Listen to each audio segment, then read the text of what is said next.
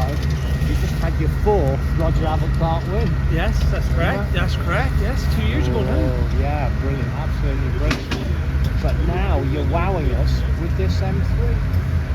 Yeah, different machine. Well, I had to change something, didn't I? Yeah, blimey. But the thing is, we're used to seeing you doing a lot of the European historic championships on tarmac and doing really, really well. This is a different kettle of fish for an M3, let's be honest. Yeah. Oh yeah, it's totally new. It's totally new. And you know, it's been a short road. Like, we had a few beers in Donegal, me and Matt's, when we had the E36 out. And he was telling me about this concept they had for a gravel car for an E30. So then somebody thought it'd be a good idea to bring in the Roger Clark. So was it all best ideas are over a beer, aren't they? Yeah, absolutely. So three events later, but lots of lit errors and lots of head scratching, and here we are. Massive changes from tarmac spec, has to be, doesn't it? Yeah, very much. And even this shell now, like, this is probably the third revision of just trying to get everything fixed, trying to get things sorted, trying to get the sump yard better, trying to get easier to change the gearbox. There's things to get, it's just, there's so much to learn that you don't actually realise. Are we in the right diff ratios? Have we got the right specs to travel? Have we got the right place we're at the specs? It's just, you really are, from somebody like myself who's driving the same Escort 15, 18 years now, to start with something like this and realise that how far you are behind, and you have to come. Yes, there's great windows of performance, there's great glimmers of hope, like, don't get me wrong, there is great, but we're not as a package yet. We know where our gaps are, performance gaps are. What sort of brake horsepower is it pushing now? 300, just at the 300. We had slightly more, but we found we were too cammy, with too much top end, not enough torque, so we're back down to 300 now, and it's just about bang on. How does it feel to you in the forest? It feels brilliant, and that's one thing I wasn't sure of. Coming from an Escort, would it inspire me to drive? And it does. It definitely does. That's one thing about it. Now, it's very difficult conditions here today with the ice and the hard roads and all that. We can't really get our teeth into it, really. One thing that does suffer is traction off the slow corners. It's one thing we know great, and sure, that's all we needed today was traction in the slow corners. But look, we're feeding our gears and we're playing with it, and we're keeping our tyre pressures down low, and we seem to be making good enough progress. So you actually went down with your tyre pressure a bit for the ice? Yeah.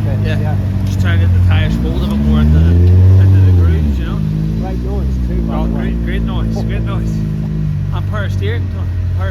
Whoa! I know, all mod cons. It's a flipping racing come rally car. I know, yes. There was a great chat in your motorhome just now, because Seb Perez came in and asked you about the Pirelli rear tyre, whether to use that or not.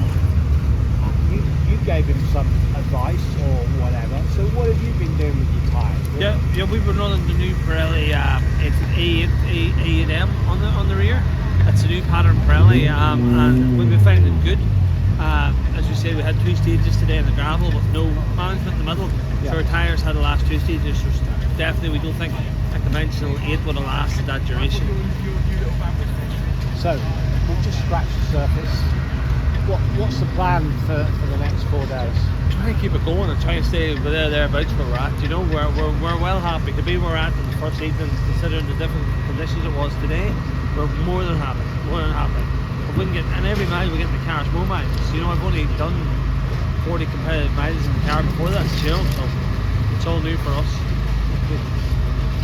Your face is lighting up when you're talking about it. It's great. Yeah.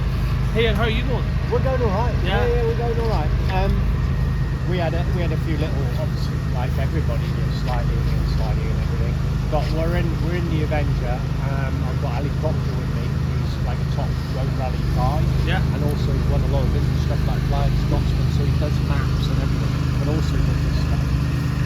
And it's great because we're running sustained fuel. Yes. Which is like boring go. It's fantastic. 50% less emissions coming out of the exhaust. And all our sport vehicles and chase are running sustained diesel. All right, yes. It's 0 emission. Yeah. Wow. And for us, probably not for you, you might have to make some adjustments. But for us, it's boring go there. So, because we've got to protect historic motorsport going forward. We've got to protect the internal combustion engine. That's right. So all at it. Yeah, but that'll all come. The politics of that will change. I hope so. I will.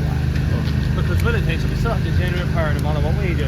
I think you're right, you're on the right thing with the fuels, but yeah, in fact, no matter what, you still need a mobile generation unit. The mobile storage units are not going to work the same with batteries. You need generation capabilities. So yeah, it's good for Yeah. yeah. It's more to go up. Yeah, simply yourself. I'll Tony, see you thanks for in chatting.